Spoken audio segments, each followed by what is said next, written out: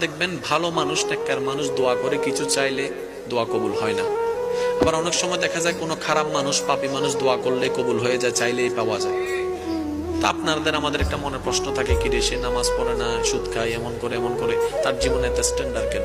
আর একজন নামাজ পড়ে তার জোতাটা চলে গেছে। আছে না এরকম? মনে রাখবেন,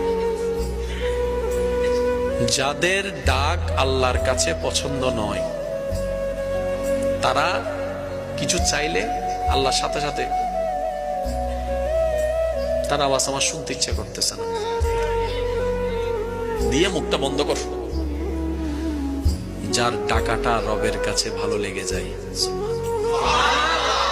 যার ফরিয়াদ ভিক্ষা করাটা রবের কাছে পছন্দ হয়ে যায়, যার হাত পাতাটা রবের কাছে পছন্দ হয়ে যায়, যার সিজদায় ঝুঁকে যাওয়াটা রবের কাছে ভালো লেগে যায়, যার রহমান বলে ডাকটা রবের শুনতে ইচ্ছা করে, সে যখন চাইতেই থাকে, রব বলে যে এখন দিব না, আরো ডাক, আরো ডাক, আরো ডাক।